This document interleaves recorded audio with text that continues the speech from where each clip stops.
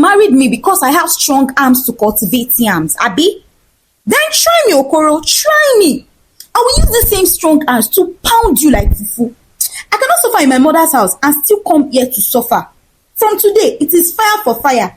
Hit me once, I will hit you 10 times.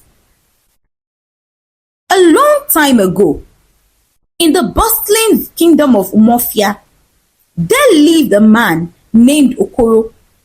Okoro was a very wealthy man who owned vast palm plantations and a booming palm oil business in and beyond the borders of Omafia.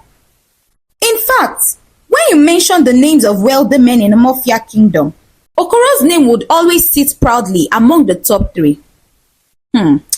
If you've ever seen a man whom words alone cannot describe enough, then that man is Okoro. Ha! Okoro was a true character. One of those people whose very shadow carried drama.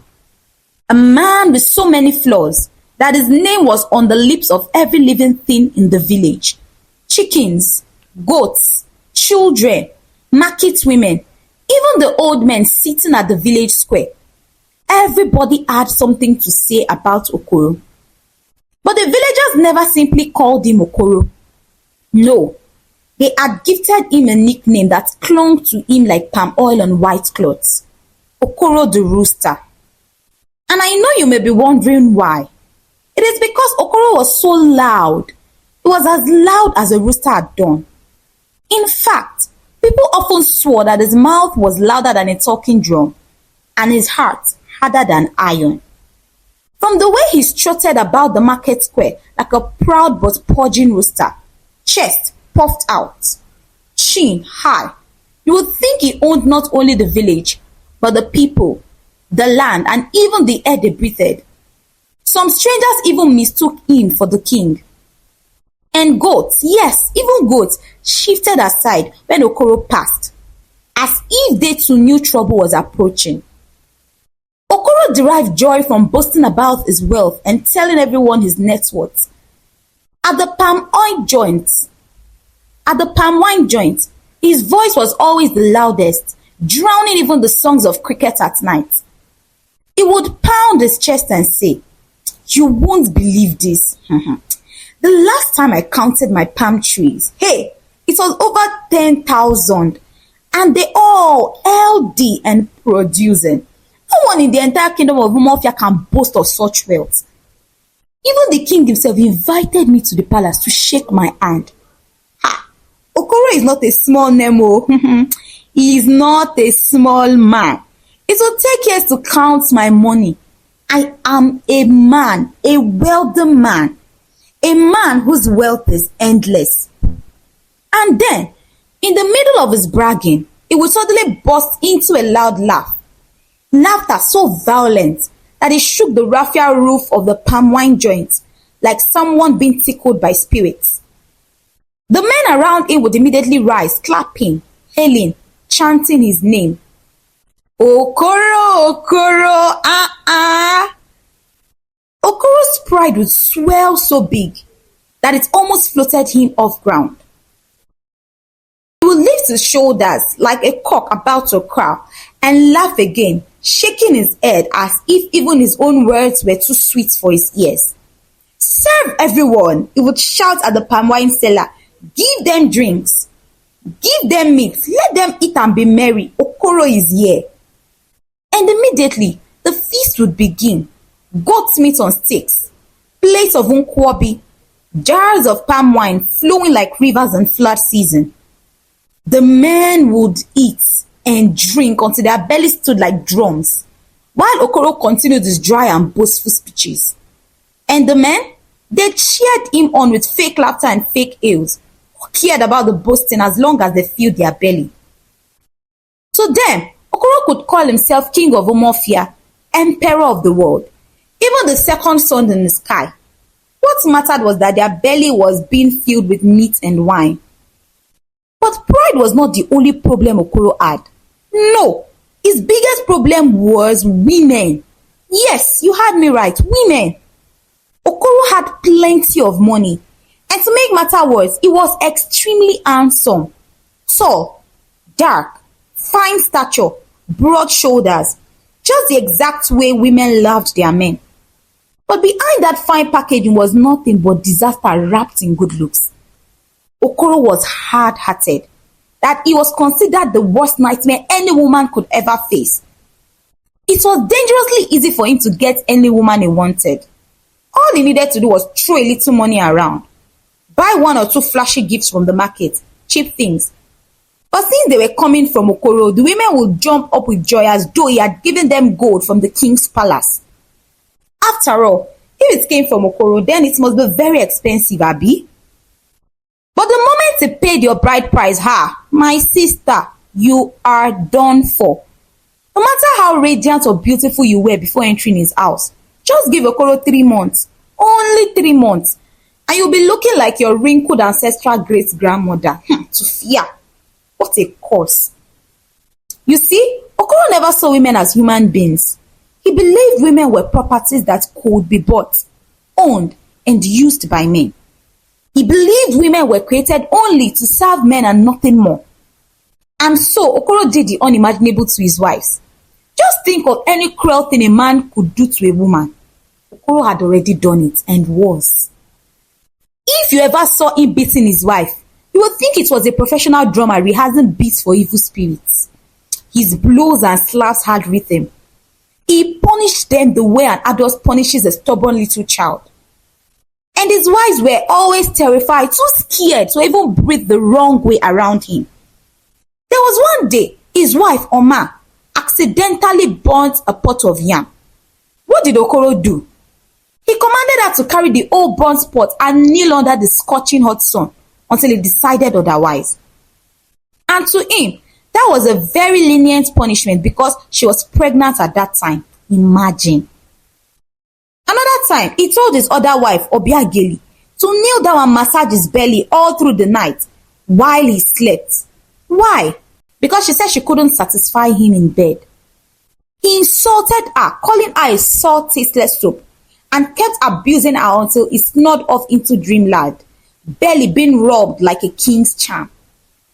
And then there was the day his wife, Chiadi, mistakenly lost one of his expensive clothes to the river while washing. That day, Okoro turned into a wild animal.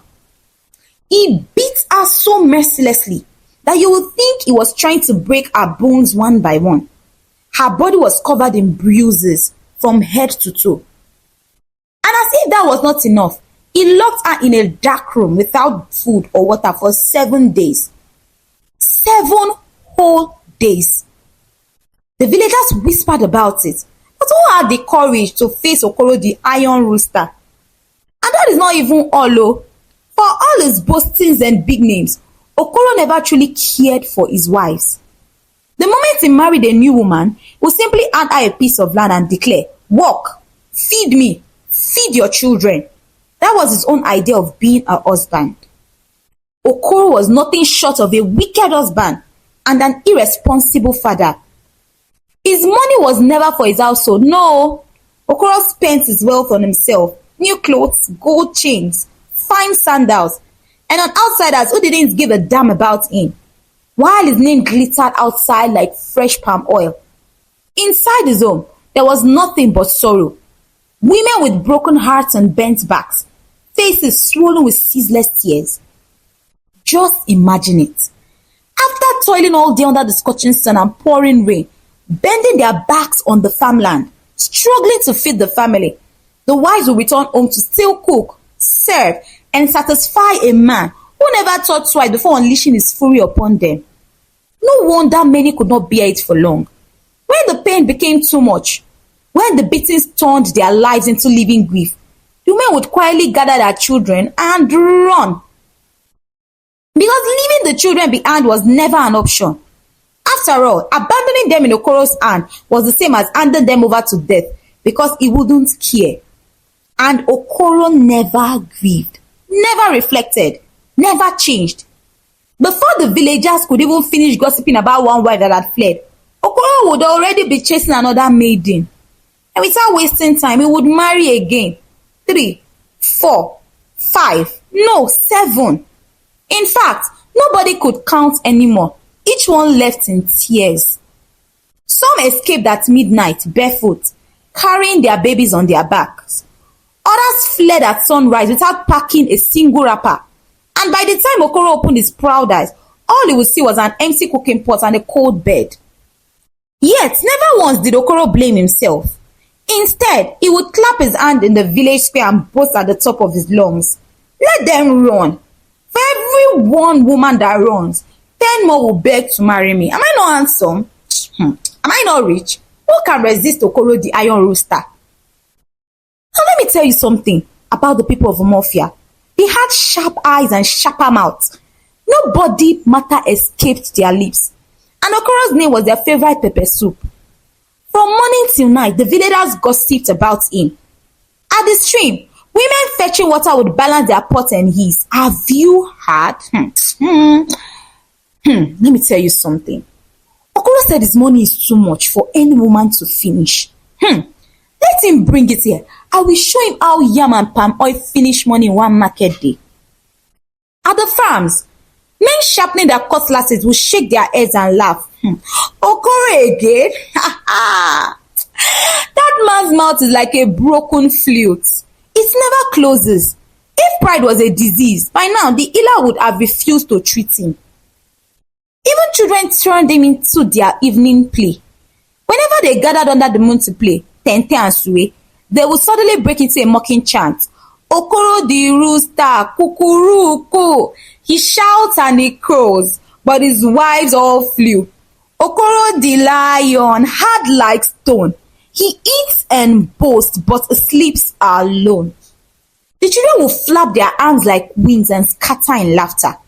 Sometimes, if they saw him coming from afar, they would run to the sides of the road, crowing loudly, kukuruku, and then fall on each other laughing.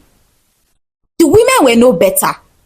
As Okoro strutted past, they would whisper behind their wrappers, chest up like a soldier ant. But no woman can stay in his house. Very wicked man. To fear. 1 week inside, and you will run back to your father's compound, looking like you wrestled the spirits. Even the elders at the village square, sipping palm wine slowly like wise tortoises, shook their heads whenever his name came up. One of them, Okoro, would always say, Okoro, one day, he will learn that the sun shines whether or not the cock opens his mouth. But no one dared to talk to him face to face. They were all either scared of him or scared of their belly. But Okoro had the ears of a stubborn goat. He heard the gossip, saw the mockery, but instead of shame, he would puff his chest higher and strut harder. If children crowded at him, he crowded back louder. If women whispered, he shouted his wealth louder in their ears. And if elders dared to warn him, he would laugh and buy palm wine for them, drowning their wisdom with his noise. Yet, a whisper began to spread like Harmattan fire. One day, Okoro the Iron Rooster will meet his match, and that day, the whole village will gather to watch. Meanwhile, somewhere at the far end of the village lived a quiet orphan named Amarachi. Life had not been kind to her.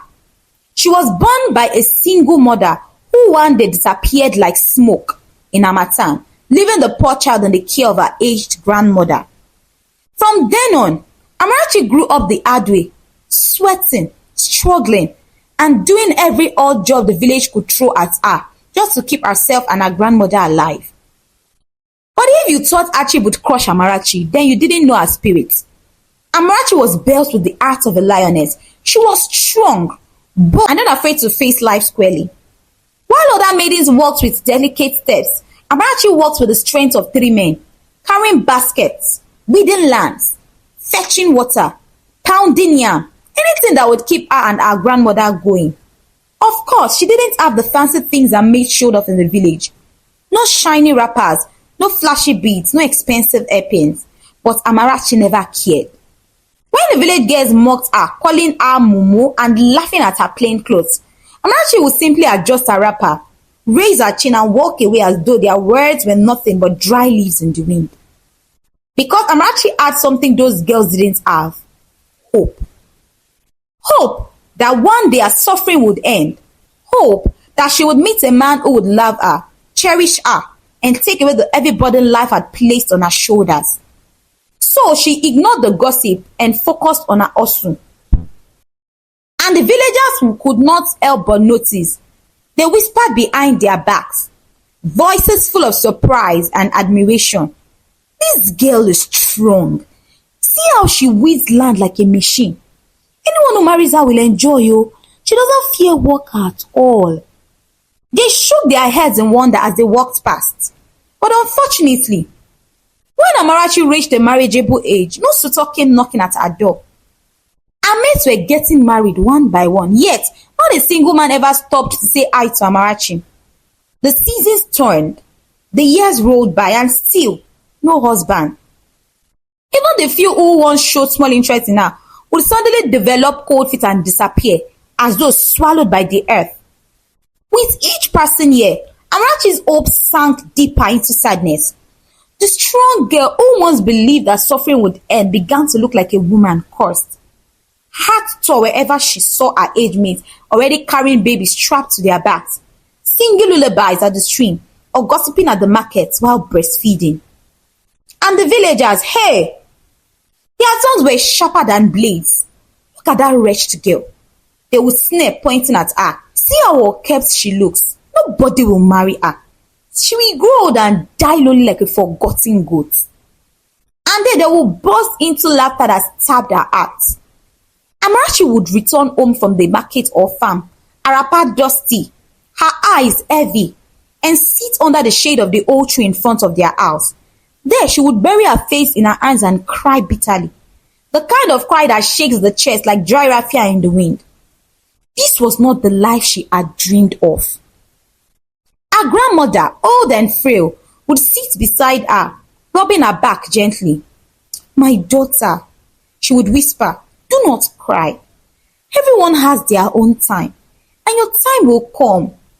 The man meant for you will show up. Just allow the gods to write your story." But those words fell on Amarachi's heart like water on stone. They did not sink. She was tired of hoping, tired of waiting. She had suffered all her life and now she needed relief. She was already over 30 and the silence of her compound haunted her. She needed a man. At that point, she didn't care whether he had chicken legs, frog teeth, or even looked like a masquerade. All she wanted was to enter a man's house and finally answer married woman. All her youthful dreams of love, romance, and being cherished, Amarachi had thrown them into the bush like old firewood.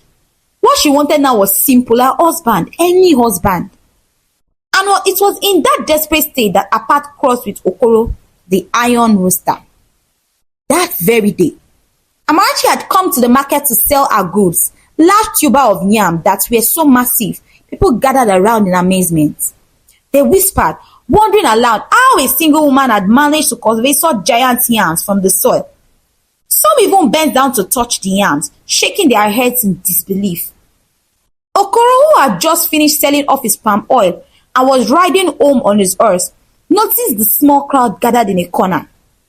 At first, he wanted to ride past, but something made him pull on the reins and turn his head. Peering into the crowd, his eyes landed on Amarachi.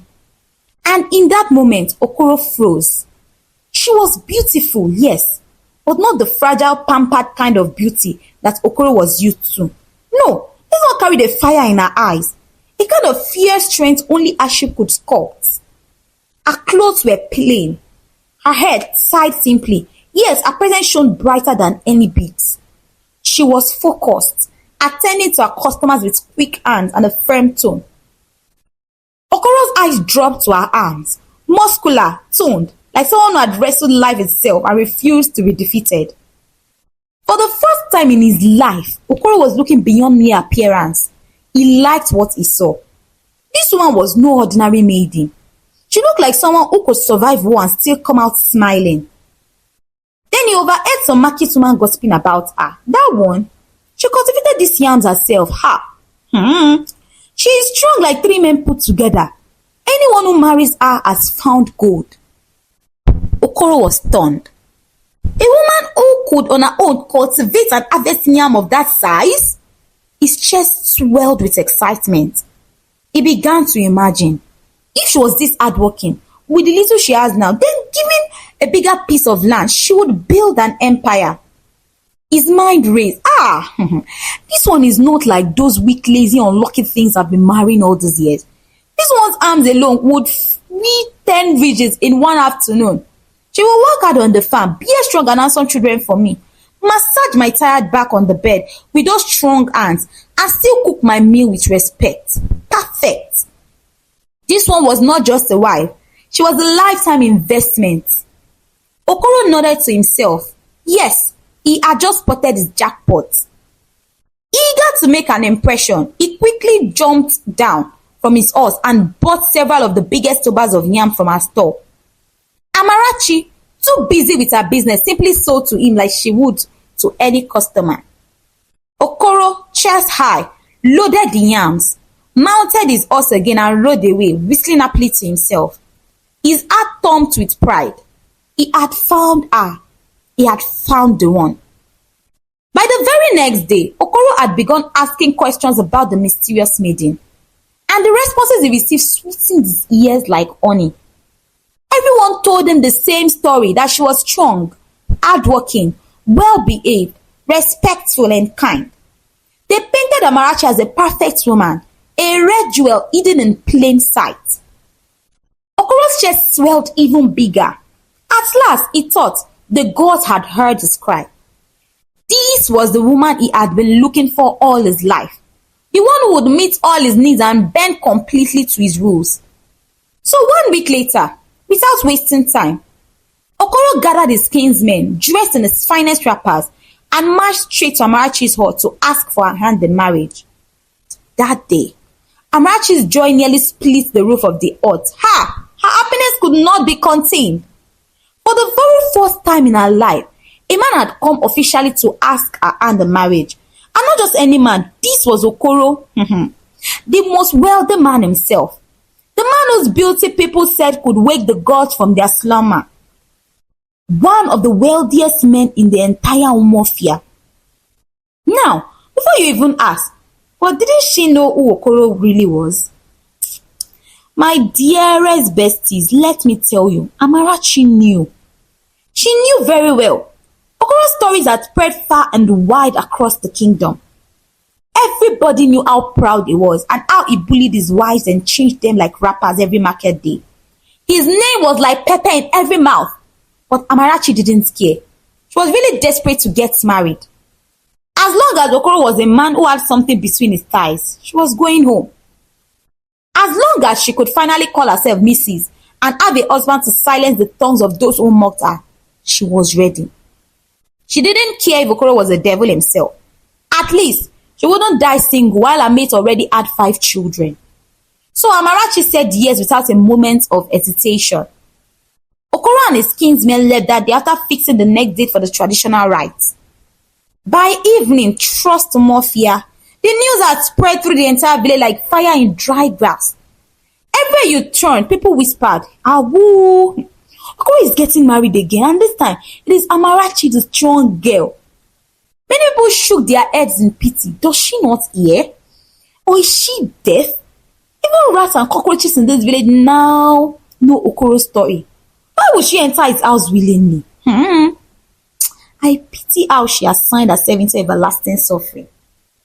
But Amarachi's happiness drowned out their pity. She heard the whispers. She heard the murmurs. Even some bold ones had called her aside to give her unsolicited advice. Do you know how many times this man has married? Do you want to be one of his unfortunate wives? They asked. But Amarachi only smiled, her eyes shining, and answered gently, I know everything about him. Her joy was so obvious, so radiant, that after a while, some people began to wonder if she was still in her right senses. Weeks later, the marriage ceremony took place, and Amarachi dazzled like no bride had ever done before in Omafia. She insisted on a big ceremony, and Okoro agreed. After all, in his heart, he had already planned how she would walk out every kobo they had spent when she entered his house. Giving into something like this really meant nothing. But poor Amarachi didn't know that. ignorant and overflowing with excitement, she sang and danced that day, her heart bubbling with joy. At last, she was finally married, and all her enemies would shut up. Finally, the wedding celebration ended. The drums went silent, and everyone with their bellies filled with food and wine began to go home. Okoro's marriage to Amarachi was talk of the town, glowing like never before. Amarachi stepped proudly into Okoro's compound as the new brand wife, her heart beating with joy. At last, I am a married woman. The compound was big, yes, but it had a strange emptiness around it. The huts were plenty, yet too quiet. The yard was wide, yet it carried no laughter of children. The air itself felt heavy, like it carried secrets. But Amarachi, blinded by excitement, didn't care. She smiled from ear to ear as she set her book down in the corner of her room. Okoro trotted in behind her like a cock that had just won a fight. He cleared his throat and spoke. Didn't even allow her to settle down properly. She needed to know what she had come for. Amarachi, congratulations. You are finally in your husband's house as my new wife, and I can see how happy you are. Now listen carefully. This house is not like every other house you know. And I have spent a lot of money on this marriage ceremony, more than I have ever spent to marry any of my previous wives. That is because you have strong hands and can actually work out the money. So you can tell that this house is not for lazy women.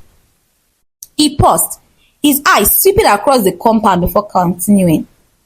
You see all my farmlands and this compound. Henceforth, they are yours to manage.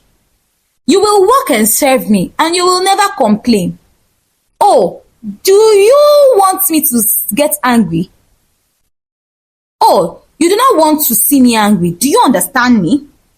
Amarachi, still lost in the euphoria of marriage, clapped her hands and laughed. Ooh, my husband.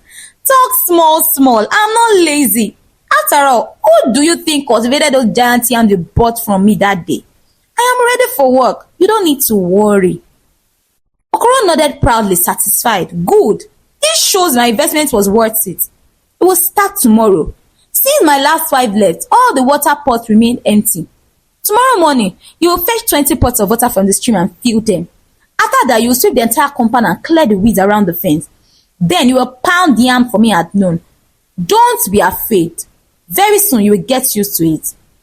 Amarachi's smile froze for just a moment, but she quickly forced it back. Hey, no problem, my husband. Is that all? Okoro squinted at her. For today, yes, but tomorrow is just the beginning. By the time 1 week passes, you'll be strong like iron.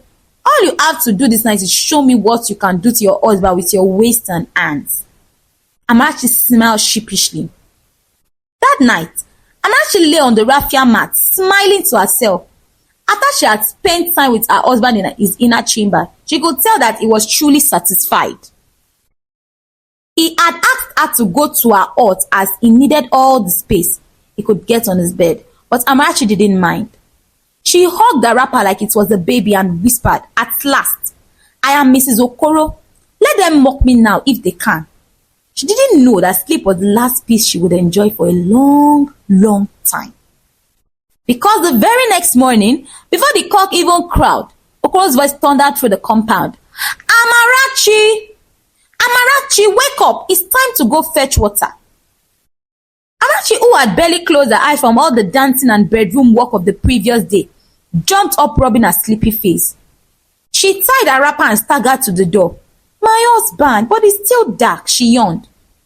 Okoro folded his arm. His chest puffed out. Still dark? A good wife wakes up before the cock crows. No reasonable woman still lies in bed at this time. Go now. Fetch 20 pots of water from the stream. By the time I finish stretching, I want to hear the sound of full pots lined up here. 20? Amarachi blinked. Yes, 20. I told you yesterday you have strong arms, didn't I? Did I not see you carrying yams like a bull in the market? Or were those yams not real? A few neighbors who had woken up or pretended to sweep their compounds had their ears wide open, waiting for the show to begin. Amarachi eased under her breath, balanced the fresh pot of water on her head and made her way to the stream. Each trip took 20 minutes each. by the time she dropped the 10th pot, her neck was screaming, her legs wobbling. She leaned on the wall, sweat pouring down her body. Chimo, this man wants to kill me. Okoro, meanwhile, sat on his stool, sipping palm wine like a king. Oh yeah, good job. Continue. A strong woman must prove herself. And there are other things you need to do, so be fast. When she finally staggered in with the 20th pot, she collapsed on the floor, breathing like a fish out of water. But Okoro only clapped his hands. Good. Now it's time to sweep the entire compound. After that, we will clear the weeds by the fence. You need to be quick because I must eat pounded yam before noon. Amarachi's eyes nearly fell out. Yam before noon? You will expect me to pound yam for you after all the stress? Okoro's face tightened in anger. When I tell you what to do, do not question me. If I tell you to jump, the only question I expect from you is how high.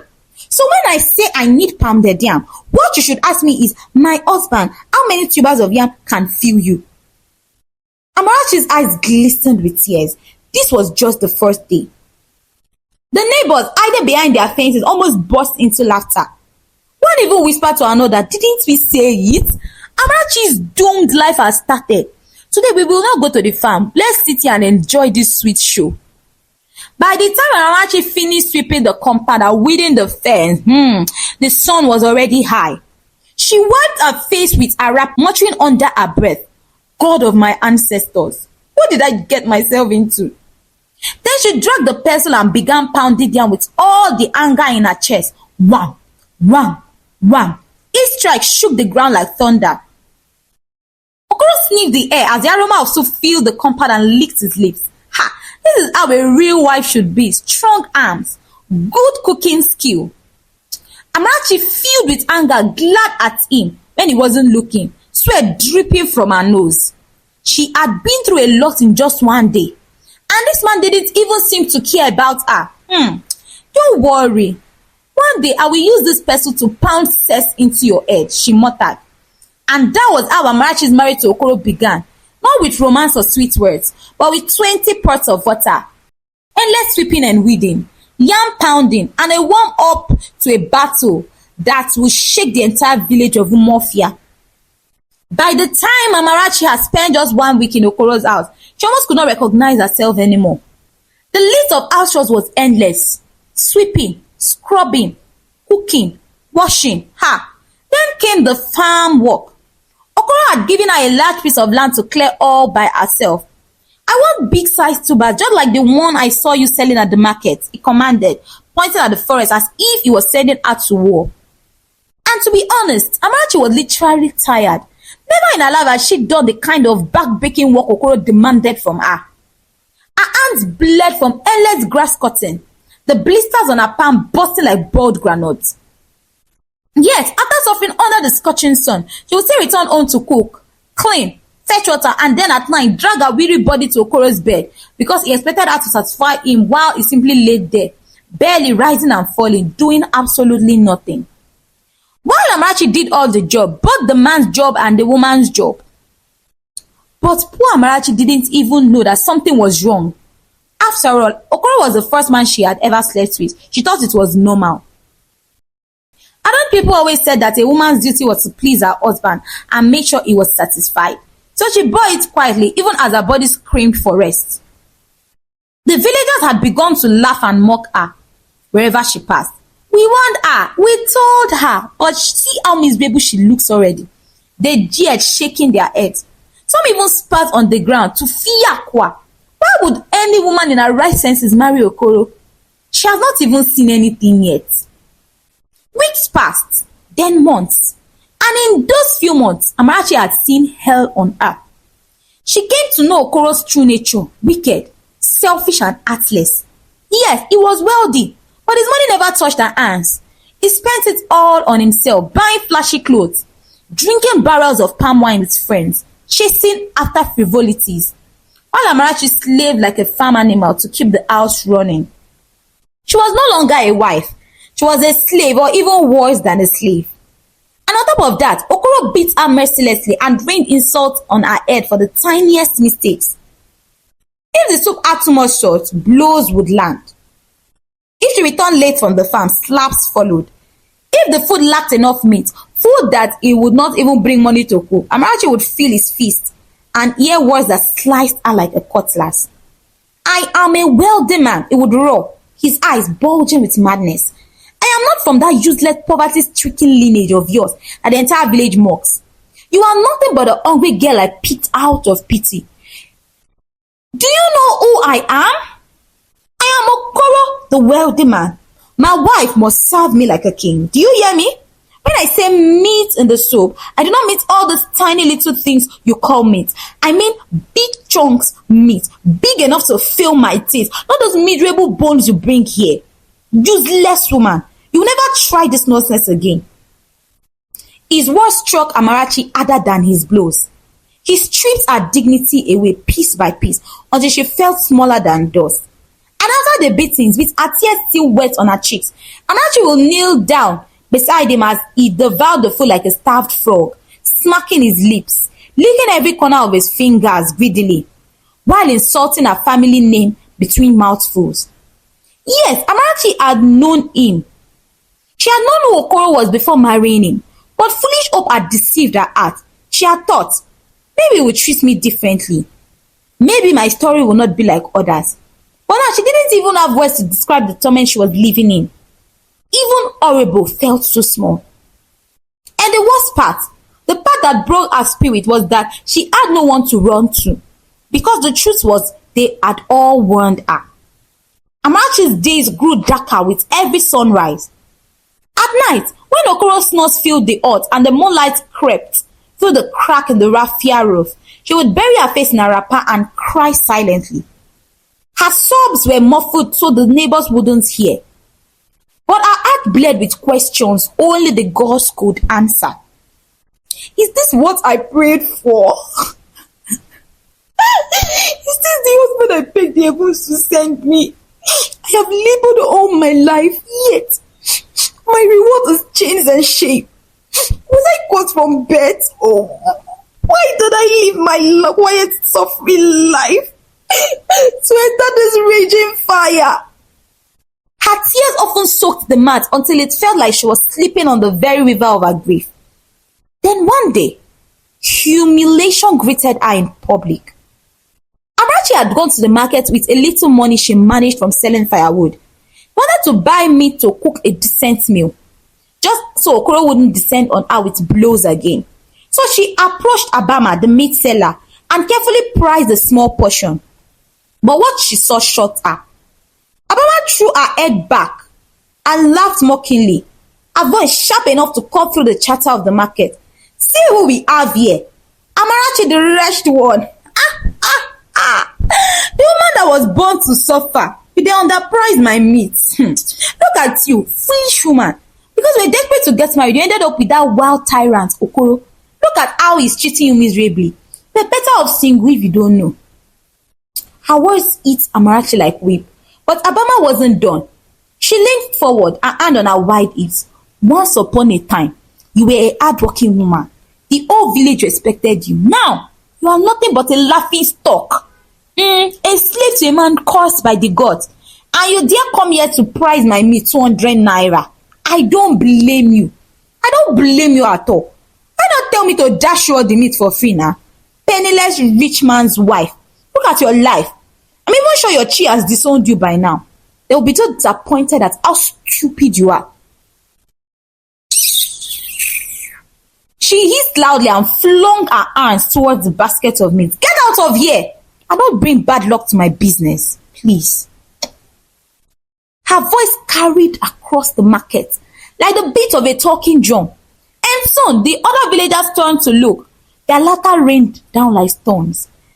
You needed to see the way she was dancing the day she got married. One woman said loudly, snapping her fingers. She danced as if she was stepping into paradise. Now look at her. Paradise has become prison. The laughter grew, mocking and merciless. Amarachi stood frozen, shame burning her skin. She clutched her empty bag tightly, her eyes stinging with tears. Finally, she turned and ran out of the market, her slippers slapping the dusty ground as if chasing her misery away. Her heart pounded with pain and anger. I have suffered all my life, believing marriage would bring me freedom and relief. But this, she gasped, clutching her chest tight. This has been my worst nightmare. And in that moment, Amarachi swore within herself. She had had enough. That evening, Amarachi returned from the market with nothing in her bag. She hadn't bought a thing, a single thing. How could she? She had no money. Okoro, meanwhile, was at his usual palace, the palm wine joint, boasting, drinking and throwing money around as if he had a spring that never dried. Left with no choice, Amarachi went to the backyard. She plucked a few miserable leaves of vegetables, pounded them into a watery soup and added just enough to keep her stomach from groaning. Later that night, Okoro swaggered home in his drunken blow. He balanced himself at his favorite spot under the shade of the big tree. His chest puffed like a turkey. Amarachi, he bellowed, bring my food. Quickly, Amarachi went into the kitchen, arranged a neat tray and placed it before him. Okoro, loosening his wrapper, washed his hands slowly as though preparing for a royal feast. But the moment he opened his plate, his voice tore through the night. What is this? What is this nonsense? Amarachi! Amarachi! She rushed towards him, bowing, my darling husband. He barked like a rabid dog. Where is the food you prepared? How dare you serve me ordinary water? Amarachi's voice was calm but firm. That is all we can afford, my darling husband. I could not meet up from the farm today, nor fetch firewood to sell. So tonight we just drink water and sleep. Okoro froze. His ears rang. Did she just? His heart pounded as his eyes bulged. No woman had ever dared such insolence. He jumped up, veins swelling in his neck. Kneel down, he thundered. Today I will deal with you. He dashed into his hut to fetch his long cane, his weapon of pride. But when he came out, ready to lash her into submission, while the sun nearly made his knees buckle. Even you, Bessie, wouldn't have seen this twist coming. Okoro stepped out of the hut, cane raised high like a king's scepter. His eyes were bloodshot with fury. His chest even like a masquerade drum. Tonight, it would remind this woman who ruled the house. But Amarachi was ready. The timid, desperate woman Okoro married had vanished. In her place stood a tigress, a wrapper tied tightly around her waist, her face fierce. In her hand, she held the long whip, and her eyes blazed like the very gods had poured fire into them. Her voice slashed through the compound like lightning. I swear by the gods, Okoro, if you dare come close to me, I will finish you with this whip today.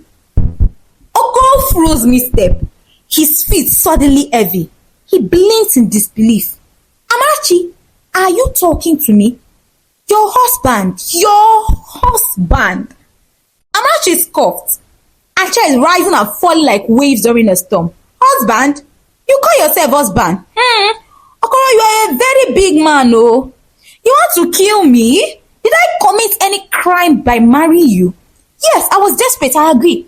I was desperate. So what? I have tried to be a good wife to you. But what have you done? You have turned me into a laughingstock in this village. Her voice thundered louder. You see this good wife era? It has ended tonight. She flexed her strong arms. Whip raised high. You said you married me because I have strong arms to cultivate yam, abi? Good, then try me, Okoro. Try me. I will use the same hands to pound you like fufu. I cannot suffer in my mother's house and still come here to suffer. From today, it is fire for fire. Hit me once, I will hit you 10 times.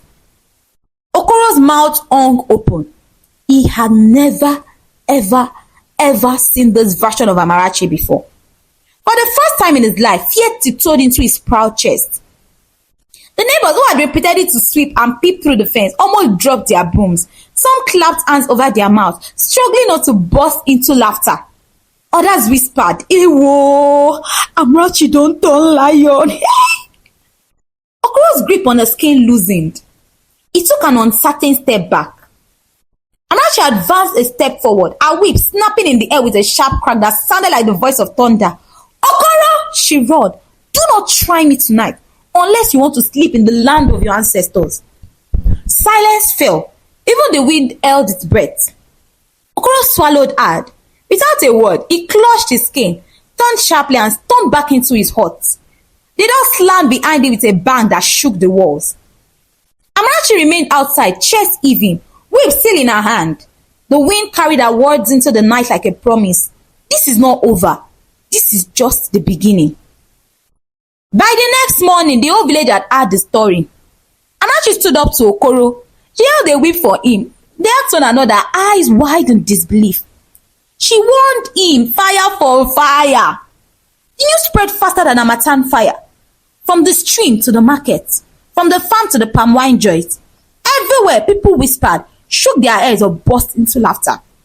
Some didn't even believe it until they came closer to Okoro's compound to see things for themselves. And what did they see? Trouble had rented a room in Okoro's compound. Okoro, still boiling with pride, refused to let go. Amarachi, now awakening in her spirit, refused to bend. Their compound became a daily wrestling ground of words and fury. By sunrise, neighbors were already dragging stools to the fence, pretending to weed or sweep just to hear the drama. By mid-morning, people gathered in twos and threes, whispering and waiting. "Amarachi, where is my water?" Okoro's voice would boom. "Go and fetch it yourself, mighty rooster." Amarachi would snap back, her hands on her waist. The villagers would burst into muffled laughter. "Amarachi, why is my food not ready?" Okoro would thunder. "If you are hungry, enter the kitchen and cook, you rich man's hand." The crowd outside would clap, hissing and laughing until their stomachs ached. Even the children made a song out of it. Okoro shouts one, Amarachi shout 10. Fire for fire, who go win? They clapped and sang as they ran around the compound, mocking the once feared Iron Rooster. Okoro, who had spent his life silencing women, now found himself silenced by Amarachi's fire. He would puff his chest, raise his cane, only to drop it when he remembered the whip and the fire in her eyes that night. Inside him, anger and confusion wrestled. How could a woman, his wife, the one he had chosen as an investment, stand so boldly against him? Yet, each time he tried to assert himself, Amarachi matched him blow for blow, word for word. The villagers no longer went to the square for evening stories. They came to Okoro's compound instead. His pride became their jokes. Amarachi's defiance became their new entertainment. And in the middle of all the chaos, Amarachi, though still carrying her pain, felt the strange strength rising in her. For the first time since her marriage, she no longer cried in silence, she was fighting. And Okoro, the once proud Iron Rooster, had met his match. One morning, one of Okoro's biggest customers, Agu, visited the compound. He had come to pay up the money he owed Okoro for the last barrel of palm oil he had bought. Okoro's eyes lit up like fireflies at the sight of him. Money was the sweetest medicine. The two men sat under the big tree in the compound, chewing kola nuts and laughing loudly as they discussed business. Okoro grinned like a child who had found honey while counting the crisp notes slowly, one by one, licking his fingers in between. When their business was done, Okoro got up, adjusted his wrapper and left, humming to himself. He carried the money bag into his hut to hide it carefully. He checked his favorite spot, a wooden chest under the mat, where he had always kept his secrets. But unknown to him, Amarachi was watching everything from the window, her eyes sharp and calculating. As soon as Okoro left again to join his friends at the palm wine joint, Amarachi sneaked into the room and took the bag of money. Hey besties, that day you could have seen Amarachi. She became another woman entirely. She was so excited that she bathed twice, scrubbing herself until her skin glowed, whistling happily like a bird in the forest. Afterward, she slipped into one of her simple old clothes. By the time she tied her wrapper and adjusted it on her hips, you would think she was dressing for a royal coronation. Today, she whispered to herself with a smile, marks the end of my suffering. I am the wife of a wealthy man, and the people of Omafia must see it with their own eyes. With her chin high, Amarachi catwalked to the village market like a true chief's wife. Haha. She really shopped like a queen. She picks out new wrappers in bright colors, jingling jewelry, fine slippers, shiny bags, and enough foodstuffs to fill 2 baskets. The traders watched in amazement, their mouths hanging open. Some even whispered amongst themselves, is this not Amarachi, Okoro's wife? How? See her shining like moonlight. What dash monkey banana? She's doing as if she's the first wife of a king. But Amarachi didn't care. She braided her hair into a beautiful, elegant style that made her look 10 years younger. By the time she had finished, it was looking so stunning that even the jealous maiden had to admit, this woman has transformed though. That evening, as she prepared dinner in her kitchen, Amarachi danced from pot to pot like a queen rehearsing for a festival. Her feet tapped against the floor and she whistled softly, her heart bubbling with joy. Meanwhile, in another corner of Omafia, the news of Amarachi's sudden spending spree was already flying like gossip carried by the wind. It reached the palm wine joint where Okoro sat proudly with his usual crowd, devouring a large piece of meat, palm wine dripping down his beard. Okoro! One of the men said jokingly as he slapped his back. I must say, your last wife really calmed you. You have changed. Okoro raised an eyebrow, chewing slowly. Changed? What are you talking about? The man laughed. Your wife, Amarachi, you now even give her money to shop freely. Hey, my brother, the woman said she bought the entire market today. Wrappers here, jewelry there, foodstuff plenty. That's a good thing, oh. It is very good to take care of your wife. Okoro's jaw stiffened. His meat suddenly lost its taste. He swallowed hard. What did you just say? I said she bought the entire market. She bought the entire market. Another man nodded, grinning. Everyone is talking about it. Amarachi is looking like a queen. What? Okoro's voice shook the palm wine joint. Bought the entire market? With which money? She wouldn't dare.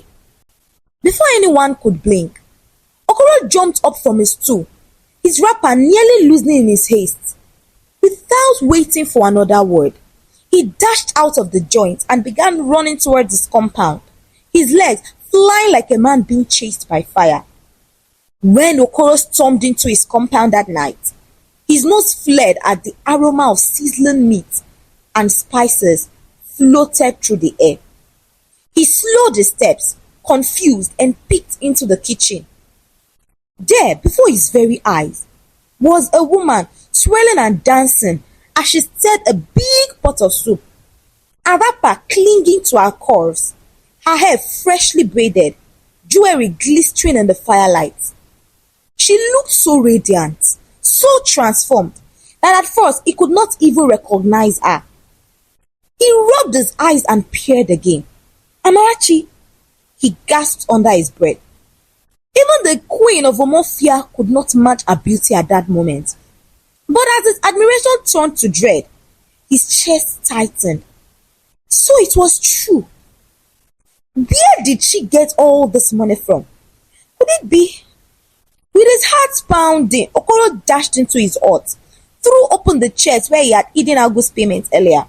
He searched under the mat, inside the calabashes, behind the wrappers, but the money was gone, every last note. He rushed out, his eyes bloodshot, foam nearly forming in his mouth. Amarachi! Amarachi! Fool! Thief! Useless woman! Where is my money?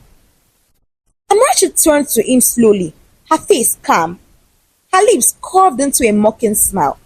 Oh, my darling husband, she cooed sweetly. You are back. Look, I bought plenty of meat just like love. I'm preparing a special delicacy for you. She turned back to the pot, deliberately ignoring his question. Where is my money? Okoro roared again, his voice booming so loudly that it rattled the neighbor's fences. Amarachi dropped her spoon, turned around, and looked him squarely in the eye. Her voice was steady, almost casual. I took it, yes, and I spent it. And then what? The words pierced Okoro's ears like hot needles. For a moment, he stood frozen, stunned by her boldness and audacity. But then, fury swallowed him whole. Money was the one thing Okoro never played with. Amarachi had crossed the line he could not forgive. His body shook. His chest heaved. She was taking far too much liberty. By now, the neighbors had already gathered quietly at the fence, whispering, elbowing one another, their eyes gleaming with excitement. The show has started. This night will be hot. Without a second thought, Okoro lunged at Amarachi, his fist raised. But Amarachi was ready. The years of suffering had hardened her like iron, and now her arms carried the strength of a woman life had trained like a soldier.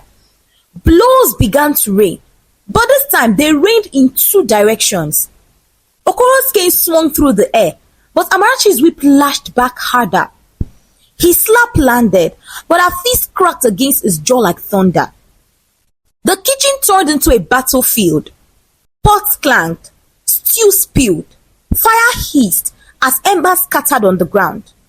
The neighbors, now fully gathered at the fence, nearly burst into cheers. Some stood on stools for a better view. Others clapped their hands over their mouths to stifle their laughter. Hit him well, Amarachi. Show am say woman no be wood. Someone whispered loudly. Okoro roared like an angry bull. You dare raise your hand at me? I will kill you today. Kill who? Amarachi barked, her eyes glowing with fury. Okoro, try me. Try me. This is the day the gods will judge you. Whip. Crack. The whip got into the shoulder, leaving a fiery mark. Okoro stumbled backward, his skin slipping from his sweaty grip. He lunged forward again, but Amarachi blocked him with a pestle, swinging it with the precision of a warrior. Wham! It slammed against the ground inches from his foot. Okoro yelped, leaping back. Amarachi, have you run mad? Mad? I was mad the day I said yes to you. She spat, advancing with the pestle raised high. You think I'm your other wives? You think I will die in silence? No, Okoro, not Amarachi. For every tear I shed, you will receive 10 blows today. And before Okoro could answer, the pestle came crashing. Not on his head. The god saved him, but against his ribs with a force that sent him sprawling flat on the dusty floor. Third, the once proud Iron Rooster lay groaning. His wrapper twisted, his pride scattered like broken beads. His chest heaved, his voice came out in gasps. Ow, ow, my waist, my ribs. Amarachi, you will kill me. Amarachi stood over him like a victorious warrior, sweat dripping down her face, pestle in one hand, whip in the other. Her voice boomed like the evening gong. Okoro, this marriage, you thought it was your kingdom, Abi? From today, know this, Amarachi is not a slave. If you ever raise your hand at me again, the next time you will not rise from the ground. The villagers outside exploded into laughter and wild applause. Some rolled on the ground, holding their stomachs. Others shouted, "Ow, the cock don't turn soup. Amarachi don't pluck the Iron Rooster." Even the children began a new song on the spot. Okoro the Rooster, curl no more. Amarachi strong, she knock am for floor. By dawn the next day, the drama had not ended. Okoro's groan echoed through the compound as he clutched his ribs and leaned about like an old goat in pain. And then came the final humiliation. Okoro stood in the center of the compound, his voice hoarse but loud enough for the whole neighborhood to hear. People of Omafia, come and see, oh! I am tired of this marriage. Amarachi, pack your load and leave my house today. I cannot continue marrying another man in the name of a woman. She has broken my bones. He flung her wrappers, pots, and even her slippers into the sand one by one. But Amarachi stood like a queen before her subjects. Her head tie glittered in the morning sun. Her arms folded across her chest, her eyes blazing with defiance. Her voice was calm, sharp as a cutlass. Okoro, hear me and hear me well. I am not going anywhere. I have come to stay. You bought me. You married me. And this is my husband's house. Whether you like it or not, we will live together or die together. If you dare bring another woman here, I will chase her away with my 2 hands. The crowd gasped. Then they burst into wild laughter. Ow! Ha ha! Amarachi don't finish Okoro. Iron Rooster don't turn wet chicken. Okoro clutched his waist, groaning like a wounded ram, muttering under his breath. Chai, what have I done to deserve this? I married the lion into my house. He hobbled away, his pride crushed, his bones aching. And from that day onward, the story of Amarachi and Okoro became the sweetest evening tale in Omafia. Villagers had seen many dramas, but this one became a legend.